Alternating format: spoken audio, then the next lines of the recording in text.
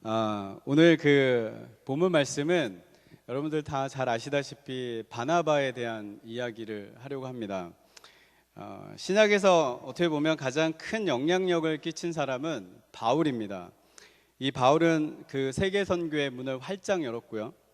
로마서를 포함해서 성경 13권을 기록한 엄청난 영향력을 끼친 사람 중에 한 사람입니다. 그런 바울을 이 초대교회 지도자들이 경계하고 두려워할 때 그를 초대교회에 등장시켜서 쓰임받게 했던 인물이 이 바나바입니다. 이 바로 바나바였는데, 그리고 이 바나바는 바울과 함께 1차 선교 여행 때 이 바울과 함께 하고 2차 선교 여행 때 1차 때 이 마가가 좀 실수를 해서 이 마가가 2차 선교 여행 나갈 때 이 바울은 마가를 데리고 가지 말자 그랬지만 이 바나바는 성품이 좋았었는지 이 마가를 품고 또 감싸주고 그대로 받아들이고 이 마가를 데리고 2차 선교에 떠납니다. 그 결과 마가는 훗날 주님의 신실한 제자가 되었고요. 또 우리 복음서에 마가복음 첫 번째 그 마가복음을 기록했던 놀라운 또 그런 사람이 되었습니다. 그 중간에는 이 바나바가 있었다라는 것이죠. 사실 원천교회 이 담임 목사님 주위에 이런 바나바와 같은 성도들이 많다면 원천교회는 자연스럽게 부흥이 이루어질 줄 믿습니다. 우리 모두 바나바와 같은 우리 성도님들 되시기를 주님의 이름으로 축복합니다. 오늘은 우리가 이 바나바와 같은 사람이 되어서 이 시대에 영향력을 주는 사람이 되기 위해 우리가 무엇을 어떻게 해야 하는가를 대해서 오늘 말씀을 통해서 우리가 알아보기를 원합니다. 첫 번째로는 우리가 상대를 인정해 주는 것부터 시작해야 된다는 것이죠. 27절 우리 함께 다 같이 읽겠습니다. 27절 말씀입니다. 시작.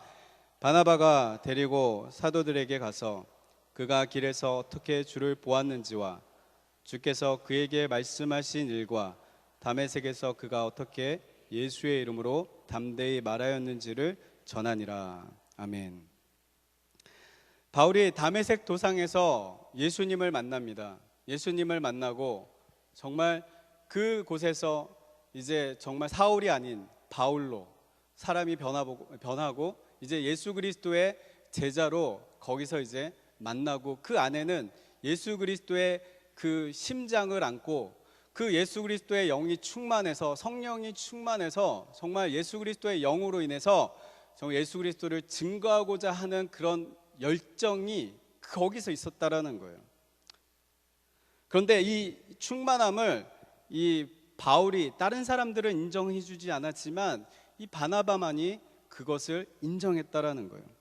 신학자들의 견해를 보면 첫 번째는 바나바가 바울을 추천한 것은 바울이 그만큼 능력이 있었기 때문이다라는 의견과 두 번째로는 바나바가 현재가 아닌 이 미래를 그 통찰할 수 있는 능력이 있었기 때문에 추천을 했다라는 의견이 있어요.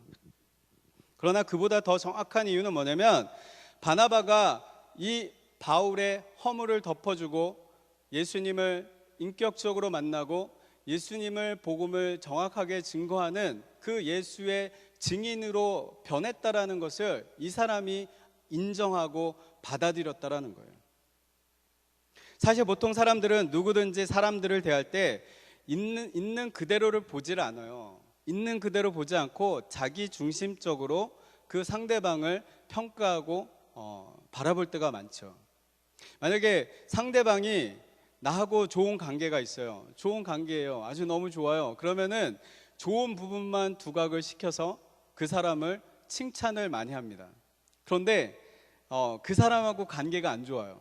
만약 강도사님하고 제가 관계가 안 좋았어. 그러면은 뒤에서 막 나쁜 것만 이 두각을 해서 막 강도사가 이랬대 저랬대 뭐 이 사람을 뭐 때렸대 뭐 이렇게 욕했대 뭐 이런 것들을 막 부풀려 가지고 사실도 아닌데 이 사실인 양 그렇게 나쁜 말들을 전하게 되는 우리들은 그렇게 대부분이 그렇지 않나 생각해요. 저도 마찬가지예요. 우리 믿음의 사람은 사실에 직면하는 것이 어려운 일이라 할지라도 이 주님의 사랑으로 있는 그대로 그것을 다 받아들여야 한다는 것이죠. 그렇습니다. 우리가 아내 혹시 남편 자녀들을 우리들이 있는 그대로를 받아들이지 않고 그들을 허물을 우리가 인정하지 않고 우리가 자기 중심적으로 바라본다라면 아내와 남편, 자녀들을 향하여 힐난하고 비판하고 우리가 정죄하면서 그 사람들 때문에 원망이나 불평을 하게 된다라는 것이죠. 성도들에 대한 목사님의 입장도 마찬가지예요. 또한 목사를 바라보는 성도들의 입장도 마찬가지고, 목사 역시 성도들이 있는 그대로 받아들이고 인정할 때 사람을 키울 수 있어요. 성도들도 마찬가지예요. 그리고 살릴 수 있는 것이라고 저는 확신합니다. 그런 면에서 아부는 아니고요, 정말 담임 목사님이 인격이 참 좋으신 것 같아요. 제가 옆에서 있으면서 그런 걸 많이 느끼는 거예요. 저의 단점이 참 많이 있는데 저 있는 단점을 그대로 받아들이고 이해해주는 모습을 너무나도 많이 느꼈어요. 1년도 안 됐는데. 그런 면에서 우리 담임 목사님 같이 함께 신앙생활하는 여러분들이 복된 성도님인 줄 믿습니다. 아멘. 네. 빌립보서 1장 16절 말씀을 보면 바울은 이렇게 기록하고 있습니다. 어떤 이들은 투기와 분쟁으로, 어떤 이들은 착한 뜻으로 그리스도를 전파하나니 이들은 내가 복음을 변증하기 위하여 세우심을 받은 줄 알고 사랑으로 하나라고 기록하고 있습니다. 즉 바울이 감옥에 갇혀 있을 때 초대교회 어떤 지도자들은 바울에 대해서 비난하며 그가 잘못된 동기를 가지고 예수를 증거한다, 복음을 전한다, 여러 가지 이야기를 많이 했습니다. 그럼에도 바울은 빌립보서 1장 18절에 그 사람들을 향해서 같이 싸우지 않아요. 같이 비난하지 않고요. 거기서 어떻게 기록이 되었냐면, 그리하면 무엇이냐, 거칠애로 하나 참으로 하나 무슨 방도로 하든지 전파되는 것은 그리스도니 이로써 나는 기뻐하고 또한 기뻐하노라 라고 기록을 하고 있습니다. 즉 그들이 말하는 잘못된 동기를 가지고 전도했어도 결과는 전해지는 것은 그리스도밖에 없다. 그래서 너무나도 나는 기쁘다 라고 고백하는 사도 바울의 고백입니다. 바나바도 역시 이와 같은 태도를 지녔던 사람이에요. 이 세상 사람은 누구를 막론하고 허물 없이 완벽한 자 한 사람도 없어요. 이 세상에 완벽한 자가 있나요? 우리들은 다 허물투성이에요. 허물투성. 이러한 바나바의 태도가 위대한 사도 바울을 세웠고, 또한 초대 예루살렘 교회는 세계 선교 역사의 흐름을 바꾸는 인재로 키웠다는 것이죠. 이런 상대방을 인정해 줄 수 있는 바나바와 같은 우리 성도님들 되시기를 주님의 이름으로 축복합니다. 두 번째로는 중보자와 같은 사람이 되어야 합니다. 26절 27절 말씀 제가 읽어드리겠습니다. 같은 본문이에요. 사울이 예루살렘에 가서 제자들을 사귀고자 하나 다 두려워하여 그의 제자됨을 믿지 아니하니 바나바가 데리고 사도들에게 가서 그가 길에서 어떻게 주를 보았는지와 주께서 그에게 말씀하신 일과 다메섹에서 그가 어떻게 예수의 이름으로 담대히 말하였는지를 전하니라. 당시 예루살렘 초대교회 지도자들은 바울을 신뢰하지 않고 있었다라는 거예요. 그를 두려워하는 존재였어요. 그를 두려워했어요. 그 이유는 바울이 과거에 예수 믿는 자들을 쫓아다니면서 죽이면서 다녔던 사람이었기 때문에, 핍박을 했던 사람이었기 때문에 갑자기 예수 믿는 그리스도인들이 바울을 갑자기 받아들이기가 너무 힘들었다는 것이죠. 그런데 이제 바나바가 그의 중보자가 되었다라는 것이에요. 바울과 여러 지도자들 사이에 중심이 되어서 사귐의 다리를 이어주었다라는 것이에요. 그러므로 내가 힘들고 희생이 되더라도 그 희생을 통해서 다른 사람의 길이 열린다라면 그것은 기쁜 마음으로 해야 된다라는 거예요. 우리 교회에서 많은 인재들을 양육해야 돼요. 많은 사람들을 세워줘야 돼요. 그것이 교회에 해야 되는 본분이라고 저는 믿습니다. 요한복음 21장에 보면 예수님은 부활하신 후에 베드로에게 나타납니다. 우리 같으면 그토록 십자가 위에서 그 제자들을 위해서, 많은 인류를 위해서 죽임을 당하시고 그 베드로에게 나타났어요. 베드로에게 나타났는데 예수 그리스도 자기 3년 동안 같이 쫓아다녔던 그 베드로를 힐난하고 비판하지 않고 예수님은 어떻게 이야기합니까?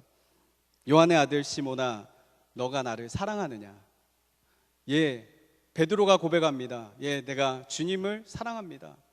그리고 나서 예수님은 내 양을 먹이라, 내 양을 치라, 내 양을 먹이라. 예수님께서는 베드로에게 비판하지 않고 감싸주면서 예수 그리스도의 사명을 다시 줍니다. 그렇습니다. 최고로 믿는 것은 서로의 허물을 덮고 주님의 마지막 지상 명령을 함께 공유하고 교회에서 함께 사역하는 것입니다. 예수님께서 이렇게 믿어주고 밀어주고 세워짐을 통해 베드로 같은 인물이 난 것입니다. 그러므로 우리들도 서로 믿어줘야 돼요. 밀어줘야 돼요. 절벽에서 밀어주는 게 아니라 우리가 그냥 뒤에서 우리들이 서포트를 해줘야 돼요. 그리고 세워줘야 돼요. 그리고 우리 원천교회에서 인물이 난다라면 우리 교회의 축복이 아닙니까? 우리 교회 행사, 우리 교회 그냥 축제가 되는 거예요. 인물들을 세워야 하는 것이 우리 교회의 사명인 줄 저는 믿습니다.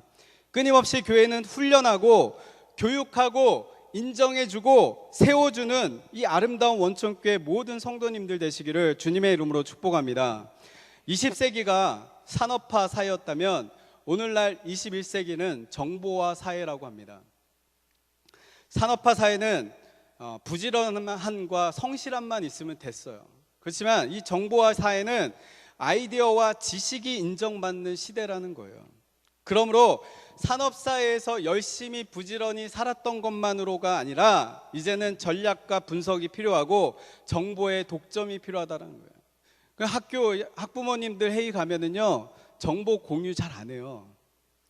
독점하고 있어요. 뭐 학원이 여기 좋다 그러면은 이거 그냥 좋은 거잖아요. 그럼 나눠야 되잖아요. 근데 입을 딱 침묵하고요, 얘기를 공유를 안 해요.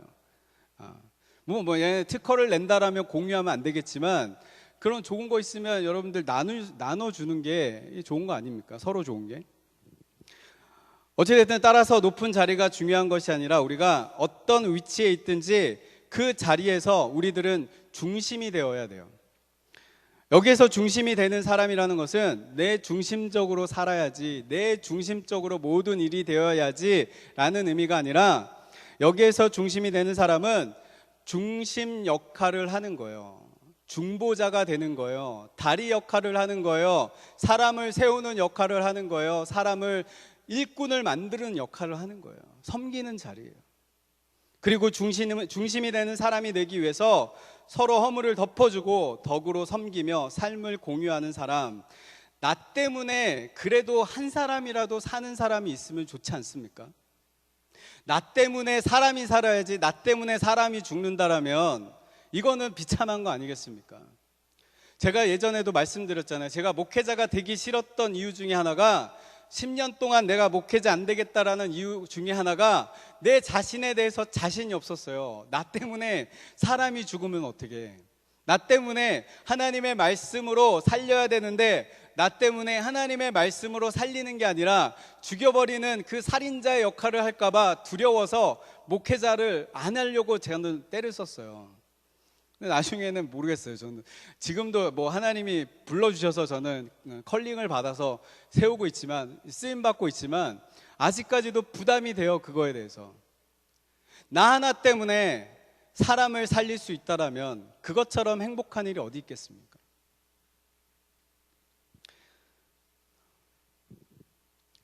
그런 의미에서 바나바는 베풀고 섬기는 사람으로서 그때 당시에도 필요했던 사람이지만 21세기 지금 이 시대에도 꼭 필요한 인물이다라는 것입니다. 마가복음 10장 43절 말씀에 예수님은 너희 중에 누구든지 크고자 하는 자는 너희를 섬기는 자가 되라고 말씀하십니다. 야, 너희가 큰 사람이 되고자 하느냐? 섬겨라, 낮아져라, 남을 아껴라, 겸손해라, 베푸는 자가 되라, 섬기는 자가 되라.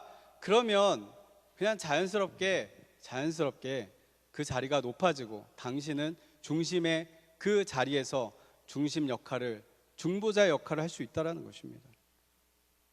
여러분들의 시간과 물질을 영혼을 사랑하며 이웃을 섬기는 데 쓰십시오. 그리고 허물을 덮어주고 섬김으로 다른 사람을 세우는 자가 되어 주십시오. 그러면 우리 교회는 반드시 강성한 교회가 될 것이고, 반드시 우리 모두는 지역 사람들로부터 칭찬받는 원천교회 성도님들 여러분들이 될 것이라고 저는 믿습니다. 우리 한 사람을 위해서 살아가는 것이 아니에요. 우리들은 이 교회에 왔으면 이제는 바나바와 같은 아름다운 역할을, 중보자의 역할을 해야 돼요. 목회자와 성도의 사이의 중보자, 또 연약한 자와 힘센 사람들 사이의 중보자, 남을 배척하는 사람과 배척당하는 사람, 그 사이에서의 중보자. 여러분들은 중보자가 되시기를 원합니다. 이런 공동체 안에서 중보를 잘하는 바나바와 같은 원천교회 성도님들 되시기를 주님의 이름으로 축복합니다. 마지막으로는 세워진 사람을 통해서 하나님의 나라, 즉 사역을 넓혀가야 한다는 것입니다. 여기 28절에서 30절 말씀 제가 읽어드릴게요. 사울이 제자들과 함께 있어 예루살렘에 출입하며 또 주 예수의 이름으로 담대히 말하고 헬라파 유대인들과 함께 말하며 변론하니 그 사람들이 죽이려고 힘쓰거늘 형제들이 알고 가이사랴로 데리고 내려가서 다소로 보내니라. 복음은 핍박 때문에 위축되는 것이 아니라 더 힘있게 더 멀리 전파된다라는 거예요. 제가 예전에 얘기했던 것 같아요. 지금 이 시대는 핍박의 시대가 아니에요. 예수 믿는다고 핍박 당하나요? 지금의 이 시대는, 21세기는 유혹의 시대예요. 유혹의 시대. 유혹 때문에 우리들은 핍박을 받으면, 그 초대교회 때는 그 복음, 예수 믿는다라는 그 고백만 하면 그 사람들은 죽임을 당하는 시대였어요. 그러니까 예수님을 믿는다라는 그 고백 자체가 자기들의 어떠한 생명을 걸고 고백하는 시대였어요. 그때는 핍박의 시대였기 때문에 예수 믿는다라는 고백만 하면 그 사람들은 사자밥이 되거나 죽임을 당할 수밖에 없었어요. 화형을 당했어요. 근데 이 시대는 죽임을 당하나요? 예수 믿어요. 뭐 뒤에서는 욕할진 모르지만 핍박은 안 하고, 지금은 이 시대는 유혹의 시대라는 거예요. 눈에 보이는 화려한 것들이 많아요. 우리들은 예수 믿는다고 하지만 우리들은 세상에 한 발, 교회에 한 발, 양다리 걸쳐가지고 신앙생활하는 것이 너무나도 많다라는 거예요. 왜냐하면 유혹당하는 것이 너무 많아요. 예전에도 말씀드렸듯이 스마트폰 때문에 우리들은 너무나도 많은 시간을 뺏기고 있어요. 여러분들 스마트폰을 하루에 몇 시간을 사용하십니까? 제가 한번 질문해 볼게요. 한번 그럼 나름대로 한번 생각해 보세요. 우리 권사님들은 스마트폰 사용 안 하시죠? 사용 안 하시니까 뭐 안 하시면 상관없지만, 우리 젊은 시대들 그래도 50대 60대 다 스마트폰 다 갖고 있는 걸로 알고 있어요. 여러분들 스마트폰을 일주일에, 하루에 몇 시간을 사용하십니까? 이 시대는, 그래서 우리가 어떻게 보면 고난과 그 핍박이 어느 정도는 필요한 시대다라고 생각을 해요. 저 고난 싫어요. 핍박을 싫어요. 그렇지만 이 복음 때문에 어쩌면 이 고난의 시간이 우리들에겐 필요하다라는 것이죠. 지난 주일날 최영종 목사님이 얘기했던 것처럼 고난 가운데, 그 풍랑 가운데 우리들의 믿음이 성숙한다라는 거예요. 사탄은 바울을 앞세워서 예루살렘 교회를 핍박하면 복음을 전하던 수만 명의 제자들이 벙어리가 되고 교회는 문을 닫을 줄 알고 사탄은 그렇게 침투를 합니다. 그러나 그 결과는 정반대로 나타났다는 것이죠. 예루살렘 교회의 그 핍박으로 말미암아 복음은 더 빨리 사마리아로 갔고요, 갈릴리로, 그리고 다메섹까지 번져갑니다. 그렇습니다. 기독교 역사를 돌이켜보면 어느 나라에서나 핍박이 이 교회의 부흥의 불씨가 되었다는 것이에요. 그러므로 우리는 핍박과 고난을 부정적으로 보지는 말아야 할 것입니다. 다메섹에서 핵심한 바울이 예루살렘으로 돌아와 복음을 전할 때 아마 가장 당황했던 사람들은 바울과 함께 예수 믿는 사람들을 비난하고 핍박했던 사람들이었을 거예요. 사실 예루살렘 초대교회 지도자들은 당시 유대사의 엘리트 계층의 지식인들이었던 헬라파 유대인들에게는 지식적으로 너무나도 미약했어요. 그런데 헬라 언어에 유창했던 지성으로 무장된 이 사도 바울이 이제 예수 그리스도의 복음을 전하기 시작하면서 그 결과 초대교회 지도자들이 힘을 얻었고 복음의 사역은 더 넓어지게 됐다는 것입니다. 우리가 꼭 기억하셔야 할 것이 있어요. 그것은 우리의 언어의 능력과 지식은 하루아침에 쌓여져 가는 것이 아니에요. 그러므로 우리는 반드시 교회에서 영적 훈련, 경건의 훈련을 받아야 돼요. 여러분들이 개인적으로 경건의 훈련을 어떻게 하는지 모르겠지만 이 경건의 훈련으로 말미암아 주님의 제자가 되어져 가는 거예요. 이 겸손으로 무장된 주님의 이 신실한 제자, 이 바나바와 당시 엘리트였던 이 바울의 회심과 더불어 전하는 복음으로 인하여 예루살렘 교회는 온 유대와 사마리아와 땅끝까지 복음을 전하게 될 수 있었다라는 것입니다. 여기 바나바의 사역은 동역자와 함께하는 사역이었어요. 따라서 이 시대의 강점은 바나바와 같은 일꾼을 세우는 것이에요. 우리가 오늘 이 바나바에게서 배울 수 있는 것은 뭐예요?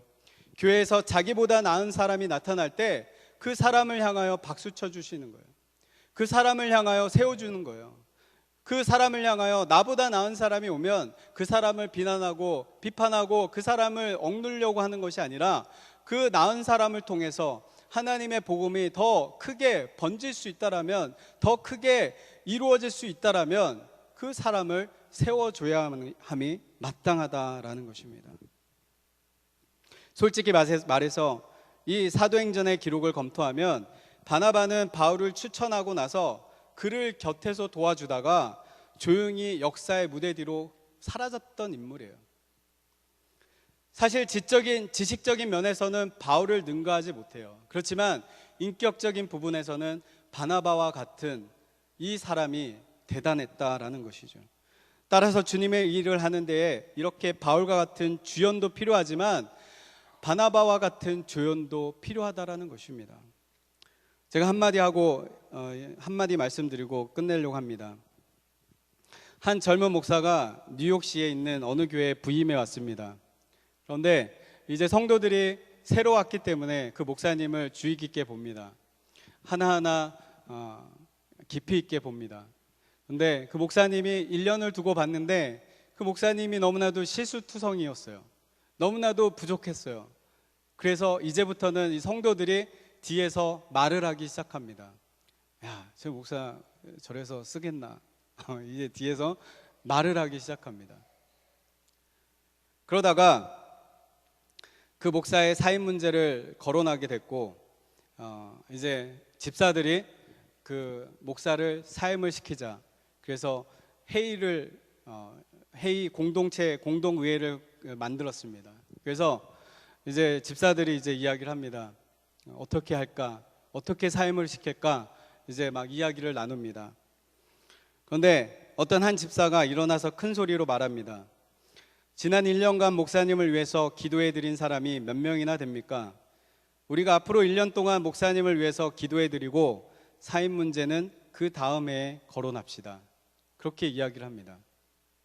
그러면서 많은 집사들의 마음이 움직였어요. 왜냐하면 그 집사들이 마음속으로 그 부임했던 목사님을 위해서 중보기도하기보다는 계속 안 좋은 이야기만 하다가 1년을 지났다라는 사실을 깨닫고 마음에 찔리기 시작했어요.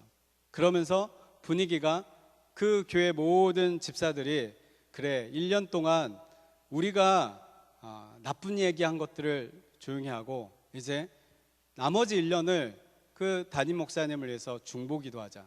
그러면서 중보기도의 그 불씨가 시작이 됩니다. 그들은 그 후에 목사를 위해서 기도하고 격려하기 시작했습니다. 그래서 그 목사는 그 다음 해에도 그 교회에 머물러 있게 되었습니다. 사실 그 목사는 42년 동안을 그 교회에서 성공적인 목회를 했습니다.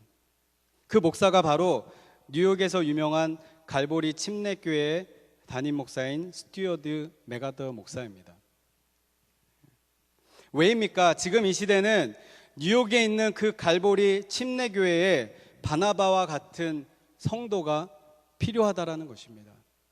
사역자들도 마찬가지입니다. 우리 모두가 이 바나바와 같은 많은 그리스도의 제자들을 세워서 하나님의 나라를 이루어 가는데 우리 모두가 쓰임을 받아야 됩니다. 우리 지금 큐티방을 하고 있습니다. 큐티방을 하시는 분들이 있어요.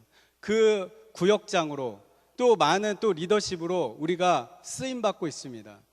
우리 리더십은 뭐냐면 우리는 중보자의 역할, 바나바와 같이 이 역할을 감당을 해야 돼요. 남을 비난하고 비판하기 이전에 하나님과 우리 성도 사이에 그 중보자의 역할, 중재자의 역할 해야 된다는 것을 우리들이 알고 그 리더십을 감당해내시는 우리 모든 리더십이 되시기를 주님의 이름으로 축복합니다. 첫째는 제가 설명해 드릴게요. 바나바와 같이 상대방을 인정해주는 성도가 됩시다. 두 번째로는 바나바와 같이 중보자 같은 사람이 되어야 합니다. 마지막으로 세워진 사람을 통해서 하나님 나라가 확장되고 그 하나님의 사역이, 교회 사역이 넓어져야 된다라는 것입니다. 그 중간에 우리 모두가 쓰임 받기를 주님의 이름으로 축복합니다.